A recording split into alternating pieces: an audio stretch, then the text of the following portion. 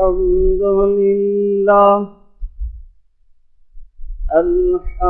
لله وحده والصلاة والسلام على من لا نبي بعده أما بعد فعن عبد الله بن عمرو رضي الله عنه عن النبي صلى الله عليه وسلم ذكر الصلاة يوما فقال من حافظ على الصلاة كانت له نورا وبرهانا ونجاة يوم القيامة ومن لم يحافظ عليها لم يكن له نور ولا برهان ولا نجاة وكان يوم القيامة مع هارون وفرعون وأبي بن خلف أو كما قال صلى الله عليه وسلم. قابل قدر معزز سامعین، السلام علیکم ورحمۃ اللہ وبرکاتہ۔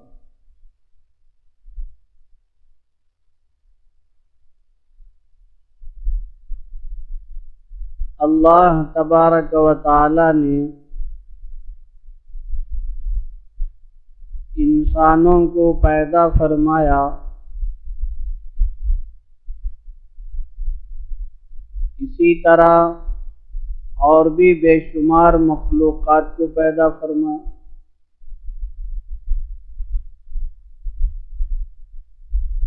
لیکن کسی مخلوق کو اللہ نے کوئی ذمہ داری نہیں، یوں کہیے کسی مخلوق کو اللہ نے اپنی عبادت کا کوئی حکم نہیں فرمایا۔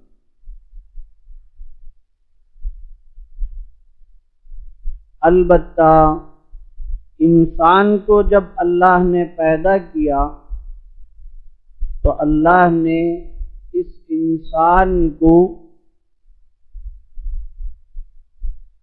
وہ احکامات دیے جن پر عمل کرنے سے اللہ کا کچھ بھی فائدہ نہیں۔ اللہ نے انسان کو پیدا کیا اور وہ احکامات دیے جن پر انسان عمل کرے تو اللہ کا کچھ بھی فائدہ نہیں ہے، بلکہ انسان ہی کا دنیا میں بھی فائدہ ہے، اور آخرت جو ہمیشہ کی زندگی ہے وہاں تو فائدہ ہی فائدہ ہے۔ لیکن انسان اس چیز کو سمجھنے کے لیے تیار نہیں، چنانچہ اللہ کے کسی بھی حکم کو ہم لے لیں جسے اللہ کی توفیق نہیں ہے، وہ اللہ کے اس حکم کو اپنے اوپر بوجھ سمجھتا ہے، کسی بھی حکم کو، حتیٰ کہ مرد بھی عورت بھی۔ اگر اس کو سمجھ میں نہ آئے کہ اللہ کا حکم میرے لیے سراسر فائدہ مند ہے، میری کامیابی کے لیے ہے، میری اس میں نجات ہے، اس حقیقت کو اگر بندہ نہیں سمجھے تو وہ بندہ اور بندی اللہ کے حکم کو اپنے اوپر ظلم، اپنے اوپر بوجھ سمجھتے ہیں۔ آج دنیا میں دیکھ لیجیے کتنے احکامات ہیں جن کی خوبیوں کو بندے سمجھتے نہیں ہیں جلدی سے۔ کتنی اللہ تعالیٰ کے احکامات میں عمدگی ہے، بہترین ہے، شاندار ہے، جاندار ہے، وزن رکھنے والا عمل ہے، حکم ہے، لیکن محاسن اسلام کو بندہ سمجھنے کی کوشش نہیں کر رہا ہے۔ اللہ کے احکامات میں جو خوبیاں ہیں، جو اچھائیاں ہیں، جو خیر ہیں، اس کو سمجھنے کی کوشش نہیں کر رہا ہے، جس کے نتیجے میں اسی اللہ کے حکم کو اپنے لیے درد سر سمجھتا ہے، بوجھ سمجھتا ہے، مشکل مسئلہ سمجھتا ہے، اور کہتا ہے کہ اللہ نے ہم پر ظلم کیا ہے، ایسا حکم نہیں ہونا چاہیے۔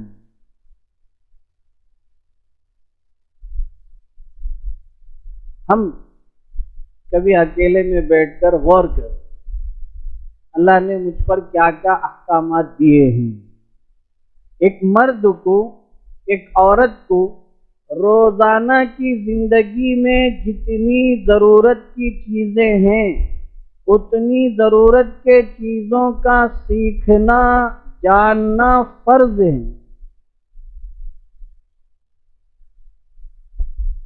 لیکن ہم کتنا سیکھتے ہیں، کتنا جانتے ہیں؟ معاف کیجئے گا، ایک بڑا طبقہ جو آخر میں آئے گا وہ ہمارے اصل مخاطب ہوتے ہیں، لیکن وہ ابتدا میں غائب ہوتے ہیں۔ اسی لیے شاید اللہ کے نبی علیہ السلام نے اپنے آخری وصیت اور نصیحت میں یہ بات فرمائی کہ بھئی میری بات میں نے آپ تک پہنچا دی ہے، آپ حاضرین غائبین تک میری بات پہنچاؤ۔ میں نے یہ سمجھا شاید امت کی یہ حالت ہے۔ حضور کے زمانے میں حضور نے، کیونکہ اس وقت جتنے ایمان والے تھے حضرات صحابہ وہ حضور کے سامنے تھے، تو حضور نے پوری دنیا میں جتنے لوگ ہیں ان تک اسلام اور دین کو پہنچانے کے لیے صحابہ سے کہا، لیکن آج حالت یہ ہے کہ یہ کہنے کی نوبت پڑ رہی ہے افسوس کے ساتھ کہ جمعے میں جو پہلے آ رہے ہیں ان سے درخواست کرنی ہے کہ جو بعد میں آنے والے ہیں ان تک، غائبین تک کی ہماری باتیں پہنچائیں۔ بڑا عجیب دور ہے، لوگ کتنی غفلت میں ہیں، سمجھ سے باہر ہیں۔ حالات کس طریقے سے بدل رہے ہیں۔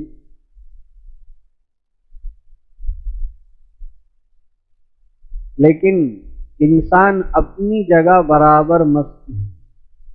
اللہ ماشاء اللہ، اللہ نے جس کو سمجھ دی، ہدایت دی، توفیق دی، وہ تو بیدار ہے، اور بیدار رہنے والے ہمیشہ اللہ کی حفاظت میں، امن میں، عافیت میں رہیں گے انشاءاللہ۔ اور جو بیدار نہیں ہیں پتہ نہیں کب بیدار ہوں گے، اللہ ان کو بھی بیداری نصیب فرمائے۔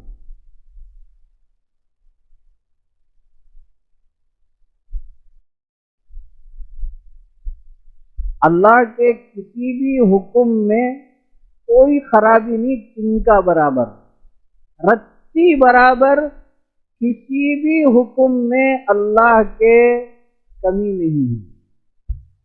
کوئی ثابت کر کے دکھا دی کہ اللہ کا یہ حکم ٹھیک نہیں ہے، اللہ کے اس حکم میں خرابی ہے، ایسا نہیں ہونا چاہیے، یہ حکم ایسا ہونا چاہیے، یہ حکم۔ لوگوں کے چونچ تو کھلیں گے، وہ ناسمجھ ہوں گے حقیقت میں۔ اللہ کس کو کہتے ہیں؟ اللہ حکیموں کے حکیم ہیں، حکمت میں سب سے اعلیٰ، اس کی حکمت بہت دور کو پہنچی ہوئی ہے، بندوں کی سوچ وہاں تک جا ہی نہیں سکتی۔ اب اللہ نے جس چیز کو بندوں کے لیے قرار دیا ہے، لازم کیا ہے، عمل کرنے کے لیے کہا ہے۔ اب بندہ اپنی عقل کے اعتبار سے، اپنی سوچ کے اعتبار سے کہتا ہے کہ بھئی یہ اللہ کا حکم جو ہے وہ ہماری سمجھ میں نہیں آتا، نعوذ باللہ، ہماری سمجھ میں نہیں آتا۔ مثال کے طور پر ایک موٹی مثال، باپ کا انتقال ہو گیا، پراپرٹی ہے، لڑکے ہیں، لڑکیاں ہیں، مذہب اسلام کہتا ہے للذکر مثل حظ الانثیین، بیٹے کو ڈبل دو، بیٹی کو سنگل دو۔ لوگ اپنا سر دیوار پر ٹکراتے ہیں، کچھ لوگ کہتے ہیں یہ کیا ہے، باپ کی جائیداد ہے، باپ کی پراپرٹی ہے جی، اس کو برابر مساوی طور پر، ایکول طور پر بیٹوں کو بھی دے دو، بیٹی کو بھی دے دو، یہی تو انصاف نظر آ رہا ہے۔ یہ کیا ہے کہ بیٹے کو دگنا دے دیا، بیٹی کو سنگل دے دیا، یہ تو بظاہر ظلم لگ رہا ہے، یہ تو بظاہر بہنوں بیٹیوں پر ظلم ہے، زیادتی۔ کوئی غیر اگر یہ بات کہتا ہے تو جو آفیشیل، معاف کیجیے گا، جو پڑھے لکھے لوگ ہوتے ہیں ان کو بات جلدی سمجھ میں آ رہی ہے، اس میں تو لاجک بھی ہے کہ باپ کی پراپرٹی ہے تو مرنے کے بعد بیٹوں میں برابر، بیٹیوں میں برابر ڈیوائڈ ہونا چاہیے۔ یہ کیا ہے ڈبل سنگل کا کھیل؟ کیونکہ اس بندے نے، یہ جو ایجوکیٹڈ ہے، جو تعلیم یافتہ ہے، جو غیر کی بات سن کر متاثر ہو رہا ہے، پوری زندگی کبھی کسی عالم دین، کسی قرآن کی تفسیر، کسی قرآن کی آیت کی روشنی میں سمجھنے کی کوشش ہی نہیں کیا ہوگا، اسے نالج ہی نہیں ہوگا، بس کسی نے کہہ دیا، اس کی عقل میں آ رہی ہے کہ اس کی بات صحیح ہے، قرآن کی بات غلط، اس کی بات صحیح ہے، قرآن کا فیصلہ غلط، اس کی بات صحیح ہے، اسلام کی تعلیمات بیکار ہے۔ آج یہی ہو رہا ہے، پردے کے مسائل لے لو، جمعے کی چھٹیوں کے مسائل لے لو، تعلیمی اعتبار سے میدان میں دیکھ لو، ہر جگہ ہم دیکھیں گے جو تعلیم یافتہ ہیں ان کو دنیا کی باتیں بڑی اچھی لگتی ہیں، اسلام کی حقیقت کو سمجھنے کے لیے تیار ہی نہیں۔ اسلام کوئی نچلا مذہب نہیں ہے، اسلام کوئی بیکار چیز کا نام نہیں ہے، اسلام سے بڑھ کر کوئی مذہب ہو ہی نہیں سکتا، اور کیسے ہو سکتا ہے؟ اسلام تو اللہ کا اختیار کردہ، اللہ کا بنایا ہوا مذہب ہے۔ ان الدین عند اللہ الاسلام، اللہ کہتے ہیں اللہ کے نزدیک اسلام دین، اسلام ہے، مذہب اسلام ہے۔ لیکن ہمیں اسلام کی کسی چیز کو سمجھنے کے لیے ہم سوچیں،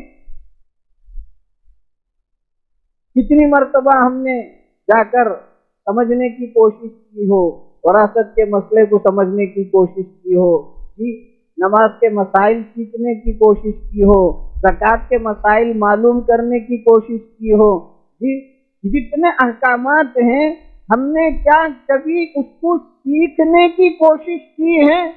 کم از کم اس کی فکر تو کی ہے۔ آج نت نئے مسائل سامنے آ رہے ہیں اور لوگ کہتے ہیں بھائی یہ جو اسلام ہے یہ اونٹوں کے زمانے کے حساب کا اسلام ہے، اب تو کیا ہے الیکٹرانک زمانہ ہے، اس سے وہ اسلام اب تک نہیں ہو سکتا۔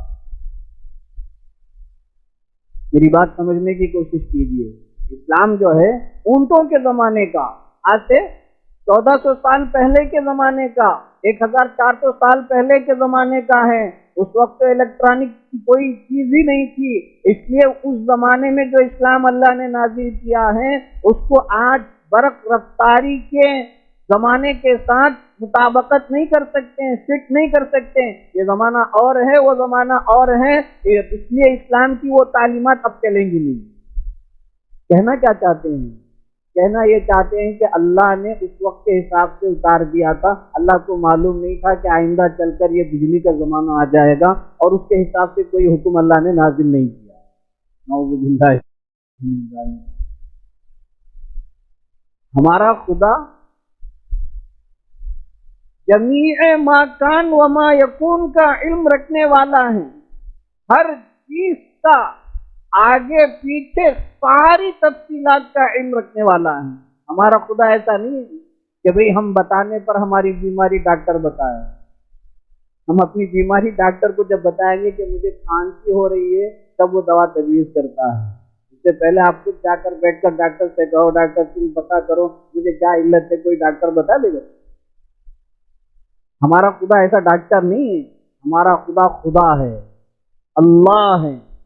اللہ کی شان ساری تفصیلات ایک اللہ تعالیٰ قرآن مجید میں بڑے عجیب انداز سے سورہ حج میں فرماتے ہیں، یا ایھا الناس ان کنتم فی ریب من البعث فإنا خلقناکم من تراب ثم من نطفة ثم من علقة ثم من مضغة مخلقة وغير مخلقة لنبين لكم ونقر في الأرحام ما نشاء إلى أجل مسمى ثم نخرجكم طفلا ثم لتبلغوا أشدكم ومنكم من يتوفى ومنكم من يرد إلى أرذل العمر لكي لا يعلم من بعد علم شيئا وترى الأرض هامدة فإذا أنزلنا عليها الماء اهتزت وربت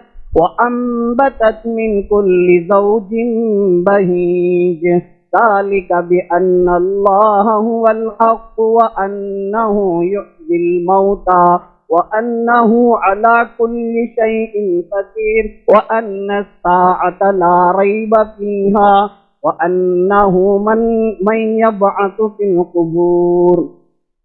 اللہ کی شان، اللہ کہتا ہے اگر تم کو شک ہے ہماری دوبارہ پیدائش کرنے کے بارے میں، قیامت کے دن اٹھانے کے بارے میں، ہماری تفصیل کی یہ سورہ حج کی آیت ہے، اتنی لمبی بڑی آیت ہے، آپ اس کو اٹھا کر ترجمہ پڑھیے، مطلب پڑھیے، تفسیر پڑھیے، سمجھ میں آئے گا۔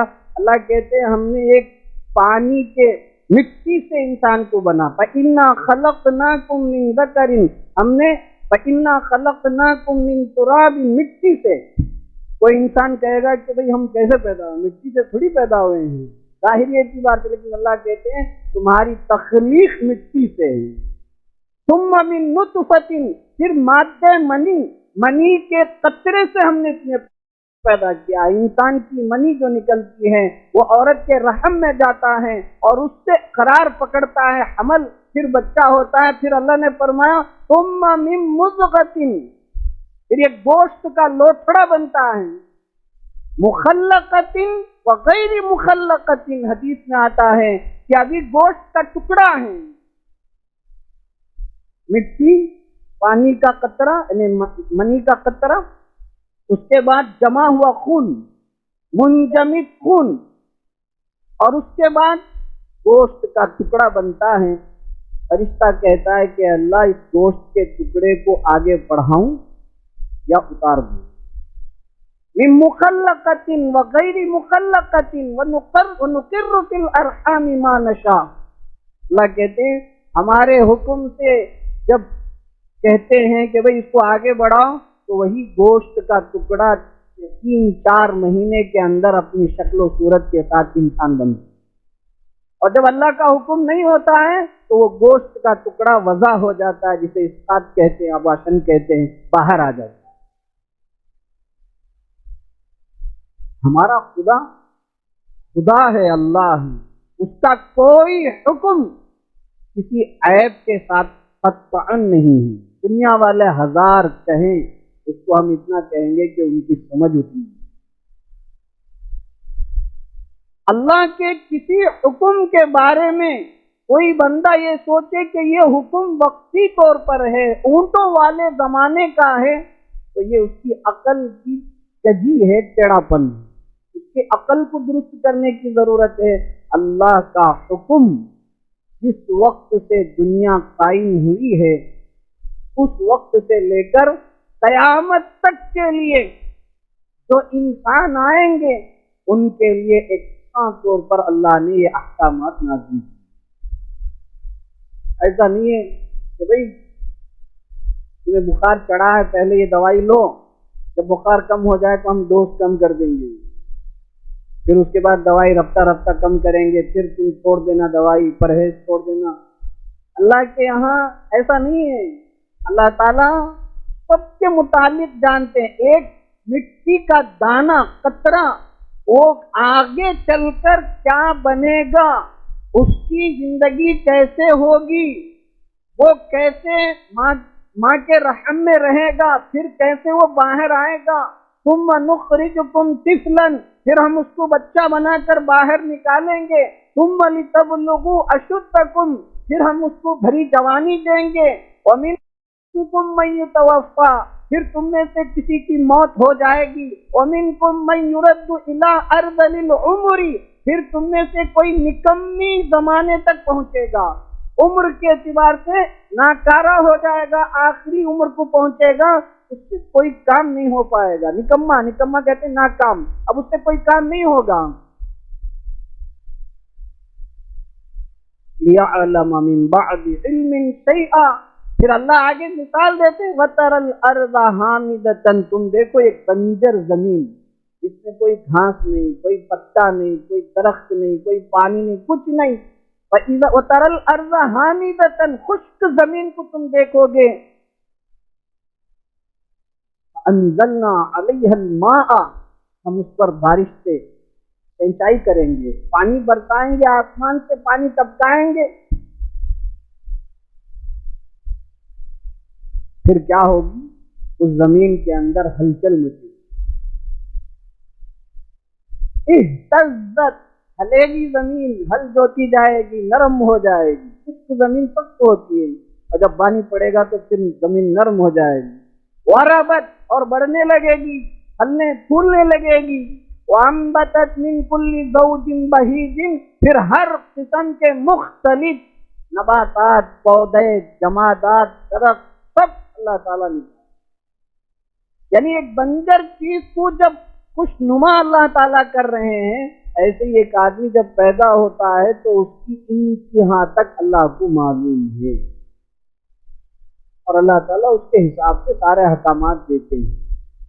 تو میرے دوستو بزرگوں، اللہ کا کوئی حکم حکمت سے، نفع سے، فائدے سے خالی نہیں ہے۔ ضرورت اس بات کی ہے کہ ہم پہلے کبھی بھی کوئی بھی مسئلہ سامنے آئے تو آنکھ بند کر کے، نیا یعنی ایک دم نیا اگر کوئی چیز ہمارے سامنے آ رہی ہے تو آنکھ بند کر کے اس کو قبول نہ کریں، پہلے مقامی علماء سے رجوع کریں، قرآن و حدیث کی روشنی میں سمجھنے کی کوشش کریں۔ اس وقت پورے ملک کے اندر اور بعض علاقوں میں جو فتنے بڑے زور سے، تیزی سے پھیل رہے ہیں، ابھی میں نے جو حدیث پڑھی ہے اس کو تو ہم نے شروع ہی نہیں کیا ہے، دو فتنے بڑی تیزی سے پھیل رہے ہیں۔ ایک فتنہ ہے فتنہ گوہر شاہی،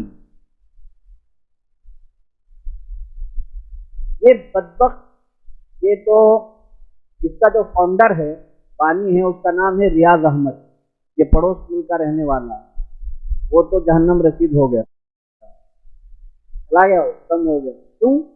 اس لیے کہ اس نے یہاں تک کہہ دیا کہ میں خدا ہوں،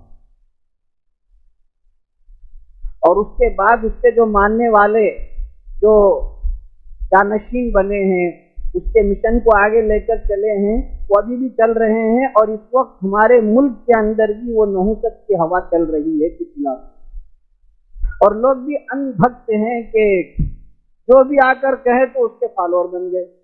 کیوں؟ اس کو جو ہے کچھ ملتا ہے شاید کسی کی بنیاد پر، ورنہ کوئی خدا کا دعویٰ کرے اور لوگ اس کے پیچھے کیسے جائیں۔ ایک فتنہ تو یہ ہے فتنہ گوہر شاہی، بہت چوکنا رہنا چاہیے، کبھی بھی اس فتنے میں ہمیں مبتلا نہیں ہونا چاہیے، ہوشیار رہنے کی ضرورت۔ اور دوسرا فتنہ ہے شکیل ابن حنیف کا، اس سے پہلے بھی ہم نے اس کے متعلق کچھ باتیں پیش کی۔ یہ شکیل ابن حنیف، اس کا فتنہ ایسا ہے کہ یہ دعویٰ کرتا ہے کہ یہی مہدی ہیں، امام مہدی رضی اللہ عنہ، جو قیامت کے قریب آئیں گے، وہ نارمل، ایسا نہیں کہ آسمان سے اتر کر آئیں گے، وہ نارمل پیدا ہوں گے، ان کا نام بھی عبداللہ ہوگا، فلاں فلاں۔ ان کی ایک تاریخ ہے، حدیثوں میں اس کی علامتیں ہیں، یہ کہتا ہے کہ وہ میں ہی ہوں، اور یہ پیدا ہوا ہے بہار کے اندر۔ اس سے آگے بڑھ کر اس نے کہا کہ نہیں مہدی تو چھوڑیے، میں جو عیسیٰ آنے والے ہیں وہی عیسیٰ ہوں۔ تو عجیب بات ہے، ایسی بھونڈی بات کہنے والوں کے فالوور بھی ہیں۔ عجیب انہی لوگوں پر ہوتا ہے، بولنے والا بول رہا ہے، اس کی عقل کٹیا گئی ہے، وہ عقل کا مارا ہے، پاگل ہو گیا ہے، مینٹل ہو گیا ہے، چھوڑیے، لیکن اس کو ماننے والے کیسے پیدا ہو جائیں سمجھ میں نہیں آیا۔ ہوتے ہوتے ہمارے صوبے میں بھی، چنئی میں بھی اس کی ہوا پھیلی، کچھ لوگ اس کے پرچار کر رہے تھے، اس کو پھیلا رہے تھے، تو ان کو پکڑا گیا۔ بہرحال تو یہ دو فتنے اس وقت بڑی تیزی کے ساتھ پھیل رہے ہیں، اور میں ادب کے ساتھ یہ بات کہوں گا کہ خاص طور پر پڑھے لکھے نوجوانوں کو ٹارگٹ کیا جا رہا ہے، اس لیے کہ ہمارے علاقے میں اور ویسے سب جگہ، معذرت کے ساتھ یہ بات پیش کرتا ہوں، جو تعلیم یافتہ طبقہ ہے، اپنے آپ کو پڑھا لکھا سمجھتا ہے، دنیاوی اعتبار سے تو اپنے آپ کو پڑھا لکھا ہوا مانا جاتا ہے، دین کا علم اس کو بیسکلی نہیں ہوتا۔ اس کو اتنا بھی پتہ نہیں ہوتا ہے کہ بھئی حضرت عیسیٰ علیہ السلام کہاں آئیں گے، کیسے آئیں گے، ان کے آنے کی شکل و صورت کیسے ہو، اتنا بھی نالج نہیں ہوتا ہے، اور وہ ایسے ڈھونگی لوگ جب دعویٰ کرتے ہیں تو اس کے فالوور بن جاتے ہیں، اس کے پیچھے چلنے ہیں۔ بہرحال میرے دوستوں بزرگوں، میں یہ بات کہہ رہا تھا، ہمارا وقت ختم ہو گیا ہے، کہ آج ہمیں اللہ کے کسی حکم کے اندر خرابی تلاش نہیں کرنی ہے۔ اللہ کے ہر حکم میں خیر ہے، نفع ہے بندے کا، اللہ کا کچھ خیر نہیں ہے۔ ساری دنیا کے لوگ مل کر اللہ کے نافرمان بندے ہو جائیں، کفر میں آ جائیں، کوئی ایک بندہ بھی اللہ کی عبادت کرنے والا نہ ہو، تب بھی اللہ کی شان قدرت میں تنکا اور رتی برابر فرق نہیں ہے، اور پوری دنیا کی ساری انسانیت اللہ کے مطیع و فرما بردار ہو جائیں، تب بھی اللہ کی شان قدرت میں تنکا برابر اضافہ نہیں ہوگا۔ اللہ جیسے ہیں ویسے اپنی حالت پر باقی۔ بہرحال سمجھنے کی ضرورت ہم کو ہے کہ اللہ کو، یعنی اللہ کی تعلیمات اور اس کی خوبیوں کو سمجھیں۔ اللہ پاک ہم سب کو سمجھنے کی توفیق عطا فرمائے۔ ایک چیز، جمعے میں تو لوگ بہت بزی ہیں، تو اسکولوں میں، کالجوں میں بھی سب جگہ جو ہے چھٹیاں بدلنے کی ترکیب کی جا رہی ہے کہ جمعے کے دن جو ہے اسکول رکھ دیا جائے، کالج رکھ دیا جائے، اتوار کو اور ہفتے کی چھٹی کر لی جائے، اس لیے کہ جمعے کے دن چھٹی کر کے اتوار کے دن اسکول رکھتے ہیں، کالج رکھتے ہیں یا کوئی اور چیز کرتے ہیں، تو ہماری تقریبات، فنکشن، نکاح، نسبت، شکرانہ، اپنا سب سنڈے کو ہوتا ہے، تو بچے ہابسنٹ ہو جاتے ہیں۔ اس لیے مینجمنٹ کو پریشانی ہوتی ہے کہ اب اسکول میں اتنے بالکل 50% جو ہے حاضر ہو رہے ہیں اور باقی 50% نہیں آ رہے ہیں، تو ان کو مجبور ہو کر وہ جو ہے چھٹی ہی میں تبدیلی لانے کی کوشش کر رہے ہیں۔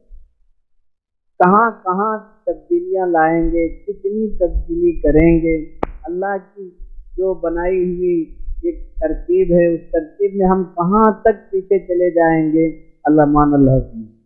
بہرحال اللہ سب کی حفاظت فرمائے۔ میرے دوستوں بزرگوں محترم عزیزوں، جمعے کا دن مسلمانوں کے لیے عید کا دن ہے، جمعے کا دن مسلمانوں کے لیے عید کا دن ہے، اس کو عید کے دن کی طرح منانے کی ہم پوری کوشش کریں۔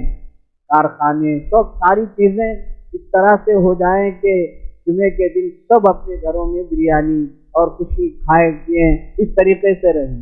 لیکن اب شیڈول بدل گیا، جمعے کے دن بچے اسکول جا رہے ہیں، نوشو کارخانہ جا رہا ہے، فلاں کوئی نہیں ہے، اس لیے سنڈے کو بریانی جو جمعے کو بننے والی ہے وہ سنڈے کو بن رہی، کیوں سب ہیں گورنمنٹ کے جتنے بھی آفس ہیں وہ تو اتوار کو ہی بند ہوتی ہیں، چھٹیاں ہیں، اس طریقے سے۔ بہرحال یہ صرف ہمارے شہر کے حد تک کی بات نہیں ہے، ساری دنیا میں یہی رونا ہے۔ اللہ کے نظام کو جب ہم نے بدلنا شروع کیا تو سارے خیر و برکات سے ہم محروم ہوتے چلے گئے۔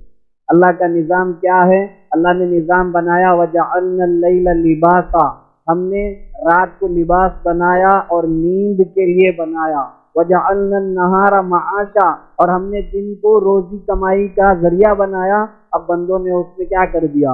تبدیلی کر دی، چینج اپ لایا، نئی شفٹ کے نام پر پوری رات کام ہو رہا ہے، اب دن بھر سو رہا ہے۔ اللہ کے نظام میں ہم نے اپنی طرف سے مداخلت کی، اس میں تبدیلیاں لائی، کئی جگہ ہم پیچھے ہوتے چلے گئے۔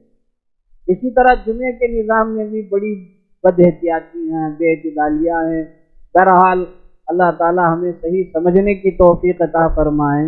ایک درخواست یہ ہے کہ ابھی آپ نے واٹس ایپ کے اندر اور ہر مسجد میں ایک اعلان دیکھا ہوگا، 25واں اردو میلہ پنیمباڑی کے اندر 3 تاریخ سے 11 تاریخ تک یہ اردو کتابوں کا میلہ ہے۔ میلہ کا لفظ سنتے ہی لوگ ذرا خوش ہو جاتے ہیں۔ میلہ کا مطلب جھولے ہوں گے، گنگراٹم ہوگا، فلاں ہوگا فلاں ہوگا۔ یہ میلہ نہیں ہے، اور ہماری طبیعت ایسی ہے، ایسے میلوں میں خوب جائیں گے، پیسے خرچ کریں گے، فلاں فلاں ہوگا۔ میلہ کا مطلب یہ کتابوں کا میلہ ہے۔ اردو، ہمیں بولوں تو وقت شاید ہو جائے، اردو جو ہے اس وقت ہمارے ملک کے اندر اگر دین ہمارے پاس کسی زبان میں زیادہ محفوظ ہے تو وہ اردو زبان ہے۔ آپ کو کسی اور زبان میں ہمارے ملک کے اندر دین نہیں ملے۔ دین اصل تو عربی زبان کے اندر ہے، عربی زبان تو ہر آدمی پڑھ نہیں سکتا۔ سورہ فاتحہ ہر نماز کی ہر رکعت میں پڑھتے ہیں، لیکن ہم اپنے آپ سے سوال کر لیں، کوئی اٹھا کر پوچھ دے کہ بھائی سورہ فاتحہ 7 آیتیں ترجمہ کرو، تو ہم جو ہے ہاتھ پیر ہدرنے لگیں گے، ہم کو سمجھ میں نہیں آ رہا۔ ہر نماز کی ہر رکعت میں ہم پڑھ رہے ہیں، لیکن اس کا ترجمہ نہیں آ رہا ہے۔ اب نماز میں کیا خشوع، کیا خضوع، کیا اللہ کا ڈر، کیا دھیان، عربی تو سب نہیں جانتے ہیں۔ اردو ہمارے یہ جو پہلے کے حساب سے ویلور ضلع میں اردو بولنے کا ماحول ہے، پڑھنے پڑھانے کا، لیکن اب اس میں بھی اسلام دشمنوں کی طرف سے اور کچھ اپنوں کی طرف سے بھی کچھ کمیاں آتے آتے اردو کو ختم کرنے کے موقع پر ہیں کہ بھئی اردو میڈیم ہی ختم کر دیا جائے۔ اردو اگر ہم نہیں بول پائیں گے، نہیں پڑھ پائیں گے، تو پھر آگے چل کر بہت بڑا نقصان ہونے کا ڈر ہے، اندیشہ ہے۔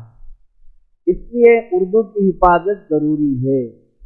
اردو کی حفاظت گویا کہ ایک اعتبار سے ہمارے ملک کے اندر ہم دین کی حفاظت کرنے والے بنے، کیونکہ ہمارا دین اردو زبان میں محفوظ ہے۔ تو یہ جو میلہ ہے یہ اردو کے فروغ کے لیے، یعنی اردو کو ترقی دینے کے لیے اس میں جو ہے بک اسٹال لگیں گے، مختلف کتابیں، سائنس کے، ادب کے، اسلام کے، اسلامی اعتبار سے بھی تاریخ کی کتاب، اس طریقے سے مختلف کتابوں کے اس میں جو ہے اسٹال لگیں گے۔ تو ویسے تو الگ الگ دن ایک ایک دن ایک عنوان سے انہوں نے جو ہے یہ پورے ملک کے حساب سے، مطلب صوبہ گورنمنٹ کے حساب سے یہ میلہ لگا ہوا ہے۔ ہماری یہ درخواست ہے کہ ہم بھی کچھ وقت وہاں جا کر دیکھ کے، وہاں تماشائی بن کر جانا نہیں ہے۔ لوگ ہوتے ہیں فلاں جگہ اجتماع ہوا، دعا کے لیے چلے گئے، دکانوں کے لیے چلے گئے، ایک صاحب بولنے لگے وہ اجتماع میں ترنیل والی حلوہ ملتا ہے کے وقت جانا نہیں، ایسے کوئی جو ہے اسٹاف لینے کے لیے، کوئی فلاں لینے، یہ نہ ہو۔ اسی طرح یہ جو میلہ لگا ہے، کیسا بنے ہیں، کیا بنے ہیں، کیا ہو رہا ہے، وہ تو تماشا ہم جائیں گے تو نظر آ ہی جائے گا۔ ہمارا مقصد وہ نہ ہو، ہم جائیں گے تو ایسا نہیں کہ آنکھ بند کر کے چلے جائیں گے اور آنکھ بند کر کے واپس آ جائیں گے، ایسا نہیں ہوگا۔ وہ تو دکھے گا ہی، وہ تو نظر آئے گا ہی، وہاں کی عمارتیں، وہاں کی خوبصورتیاں تو نظر آئیں گی۔ ہمارا جو مقصد ہے، ہم کس نیت سے جائیں کہ بھئی اردو ہے، اردو کی کتابیں ہیں، ہم دیکھیں گے، اللہ نے توفیق دی ہے کوئی دین کی کتاب جو ہمارے لائق قابل ہو، ہم کچھ پیسے دے کر وہاں جو ہے ڈسکاؤنٹ میں آفر کے ساتھ کتابیں فروغ بھی کی جائیں گی کتابیں، تو ہم اردو کی کتابوں کو خریدیں اور اپنے گھر میں خود پڑھتے ہیں تو پڑھ کر سنائیں اپنے بچوں کو، بیوی کو، گھر کے لوگوں کو اردو کی تعلیم۔ یہ ایک موقع ہے، اس میں جانا چاہیے۔ ہم یہ نہیں کہتے کہ آپ پورا دن وہاں رہیے، 11 تاریخ تک وہاں رہیے، جس کو جیسے موقع ملے، جتنا موقع ملے۔ ایک گویا کہ اردو کے ساتھ ایک محبت کی بات ہوگی، اردو کے ساتھ ایک تعلق کی بات ہوگی۔ تو یہ ہم آپ کو یہ نہیں کہہ رہے ہیں کہ لازمی طور پر نہیں جائیں گے تو آپ گنہگار ہوں گے، آپ پکڑ میں آ جائیں گے، فلاں ہو جائیں گے، ایسا نہیں۔ ایک ترغیب کے لیے انہوں نے یہ مجلس یہ پروگرام کیا ہے، ہمارے ہی لیے کیا ہے، تو کچھ وقت تھوڑا سا وقت ہم اس میں بھی لگانے کی کوشش کریں۔ اللہ تعالی ہم سب کو کہنے سننے سے زیادہ عمل کی توفیق عطا فرمائیں۔ وآخر دعوانا الحمد للہ رب العالمین۔